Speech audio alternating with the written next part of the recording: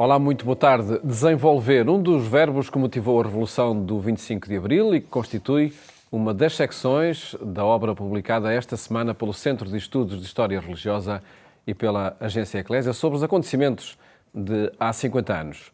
Nuno Estevão é um dos investigadores que coordena esta publicação e está hoje connosco, precisamente para analisar o desenvolvimento que aconteceu a partir da década de 70. Antes destacamos geografias, onde acontece a perseguição por motivos religiosos.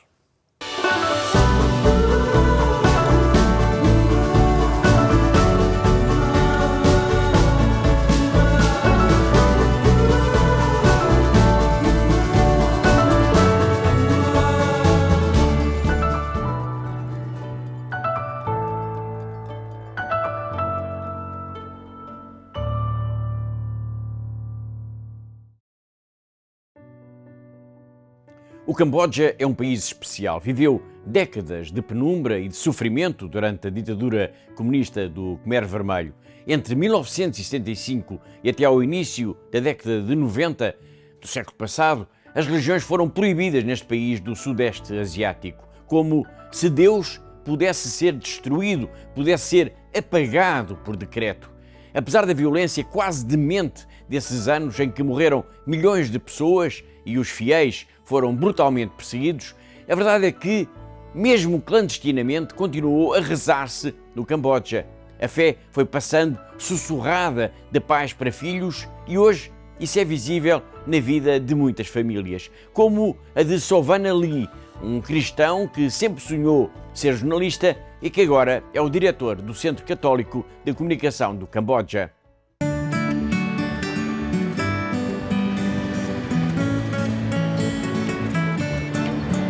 I love storytelling, and then also happy to share with others. Every time when we have a catechist class, my cousin always asks me to tell a story. I will say to the other kids. When I start my university, I thought I want to become a journalist. When I finished, one priest said, "Oh, we will establish a communication center." So I volunteered to be a writer, as a reporter. I'm director of the Catholic National Office for Social Communication. Step by step, the society grow up and new technology also develop. It's more easy to reach people. Immediately they know because we are live on Facebook, on social media. To send the message of good news, we have to be on social media to communicate with the young people also. We have to tell everything what we saw, what we heard, to the people. So I think it's not just only telling the gospel, but telling the daily life of people. This is like a gift from the beginning of storyteller. I never expect that I will come to work here, but step by step and time by time, that this is what the willing of God that called me to do. That's why I commit myself to live as what He's willing and pray every time to do what He wants. We offer what we can do because God gives us so much. We are not rich in property, we don't have much money, but we are rich in spiritual life. We got teaching every day, we got love from each other, from our community. Sovana Lee, que vimos a andar de mota, a escrever no computador, a fazer uma reportagem, é o diretor do Centro Católico de Comunicação do Camboja. Para quem segue aqui o programa da Eclésia, podemos dizer que ele é o Paulo Rocha de lá. A sua história é interessante por mostrar também como a pequena comunidade cristã sobreviveu aos anos negros da ditadura comunista e hoje procura afirmar-se de novo na sociedade. O trabalho de Sovana Lee é muito importante, com a energia deste jornalista que, como vimos, tem por hábito rezar o terço em casa, com a mulher e os filhos, com a energia dele e de todos, padres, irmãs, leigos comprometidos. A Igreja Católica tem conseguido renascer das cinzas no Camboja. E é bom saber que a Fundação AIS está presente neste sonho de futuro. Todas as semanas nós marcamos encontro aqui, porque há uma igreja que precisa da nossa ajuda.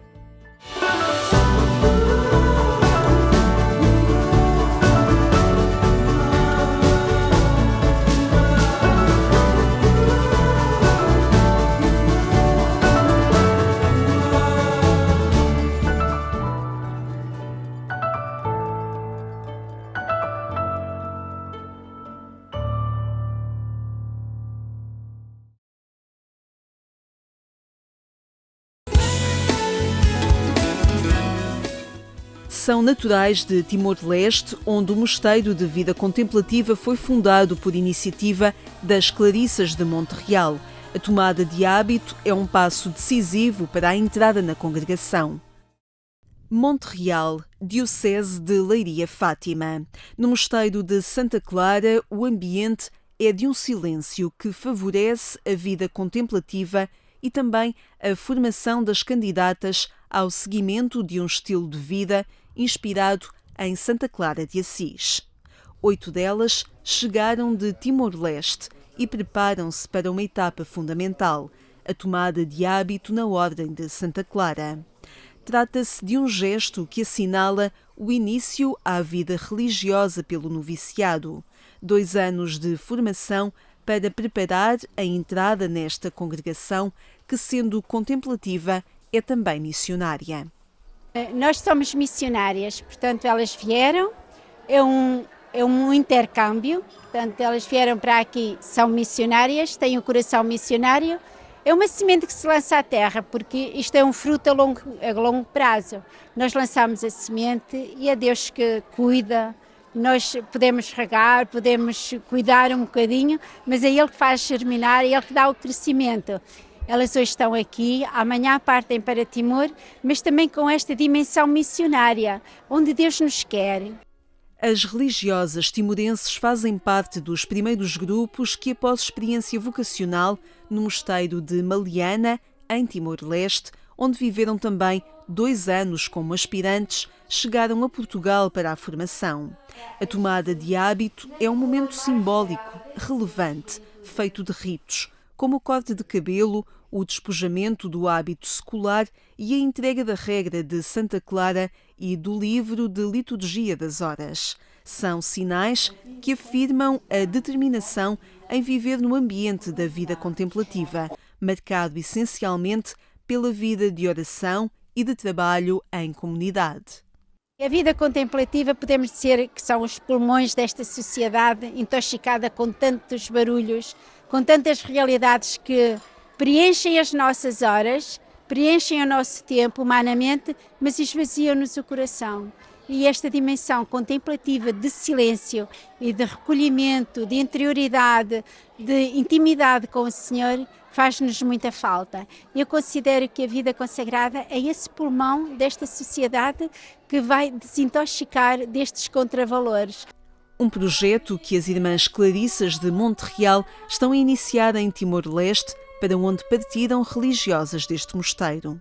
A comunidade que está lá partiu primeiro com 4 irmãs, agora neste momento também estão 4 irmãs que pertencem a esta comunidade, mas que estão lá. E temos, além destas 4 irmãs, já temos as 3 professas que fizeram aqui a formação, professa simples, e depois temos 8 postulantes que iniciaram agora o postulantado e 5 aspirantes. Mas pronto, isto é uma caminhada que se faz. Uma caminhada que conta também com as 11 religiosas que estão a terminar o tempo do noviciado neste mosteiro e as 8 que agora tomaram o hábito e iniciam uma formação até à vida religiosa nesta congregação. Uma experiência de colaboração entre países, reflexo da mobilidade humana na atualidade. A ajuda que nós podemos dar mutuamente com esta itinerância do serviço eclesial, acho que é algo que está dentro do estilo de mobilidade humana em que a Igreja segue precisamente o povo de Deus que se encontra em toda a parte e que se move e que vai servir onde é preciso.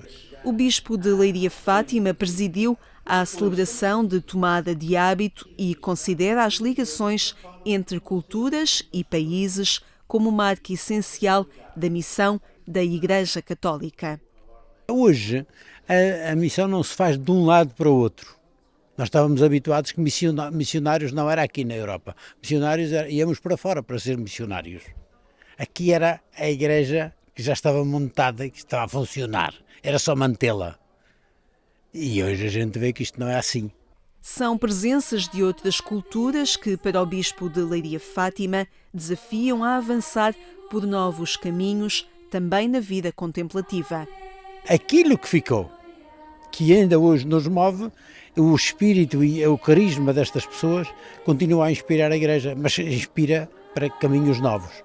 Depois, é também interessante porque esses caminhos novos são também caminhos que passam por outras culturas, por outros modos de ser e de viver, e que se também aí se manifesta o carisma do Evangelho e os carismas de cada congregação, de cada família religiosa, mas por outro lado mantém-se vivo aquilo que é o carisma inicial, transformado numa realidade nova, adaptada ao lugar onde se está. Para o mosteiro de Santa Clara, em Monte Real, entram agora novas religiosas que iniciam o noviciado num ambiente de silêncio. O claustro do seu cotidiano é hoje claustro de festa com os amigos e benfeitores de uma casa que tem na ajuda a Timor-Leste, nomeadamente na formação de candidatas à vida contemplativa, uma causa que fica na sua história.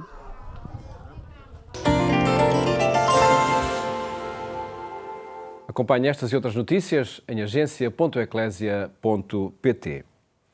Reforma educativa, combate ao trabalho infantil e salário mínimo nacional. Algumas decisões que chegaram com o advento da democracia e contribuíram para o desenvolvimento em Portugal a partir da década de 70. Um tema que agora queremos analisar com Nuno Estevão, historiador, que está hoje connosco. Muito boa tarde. Obrigado por estar no programa Eclésia, precisamente no contexto da publicação desta obra sobre o 25 de Abril, que o Centro de Estudos de História Religiosa e a Agência Eclésia apresentam esta semana, não é? Nuno Estevão, desenvolver é um dos verbos da Revolução de Abril e foi um verbo que se conjugou de facto. Foi um verbo que se conjugou e foi um verbo que advém do próprio programa do Movimento das Forças Armadas.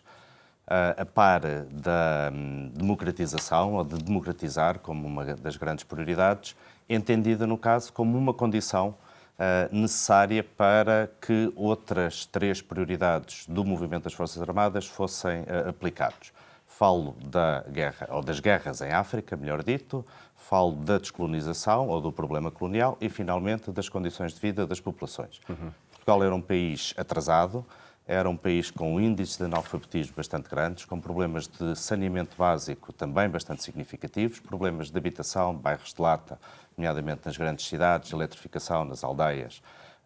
Por comparação com os parâmetros europeus, portanto, Portugal era um país objetivamente atrasado, e essa foi uma preocupação dos militares e foi uma preocupação dos governos provisórios e da classe política e dos diferentes movimentos que foram sendo, e das diferentes organizações que foram atuando politicamente ao longo dos anos 74, 75, 76 e também daí em diante. Era, portanto, digamos assim, um ponto de chegada depois do problema da guerra, depois do problema das colónias portuguesas em África e o problema central, que era, obviamente, entendido como uma condição imprescindível para que as outras 3 dimensões pudessem ser a dimensão da guerra, ou do termo da guerra, que se prolongava há 10 anos, e as colónias portuguesas em África e, finalmente, o desenvolvimento económico e social. E, de facto, o tema da guerra, da descolonização, da democracia e do desenvolvimento são as 4 partes desta obra que está disponível a partir desta semana.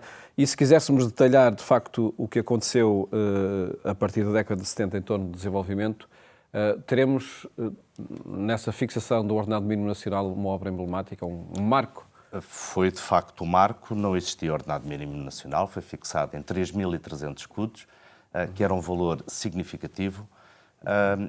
e a sua fixação adivinha, aliás, o próprio programa do Movimento das Forças Armadas dizia isso mesmo, portanto, salientava a necessidade do progresso e do bem-estar, nomeadamente as camadas mais favorecidas e as condições de vida, nomeadamente dos trabalhadores. O salário mínimo existia só para alguns segmentos que tivessem contrato coletivo de trabalho, que eram, objetivamente, muito poucos, portanto, houve essa medida que foi implementada e que perdura, e que, obviamente, com atualizações até aos dias de hoje, no sentido de haver um mínimo de condições de remuneração e, portanto, condições de gestão dos próprios rendimentos e de qualidade de vida. Para além de facto do programa de desenvolvimento das Forças Armadas, do envolvimento político nestas causas, que papel teve o envolvimento da sociedade na reivindicação do desenvolvimento necessário para Portugal, e falo nomeadamente das sedes?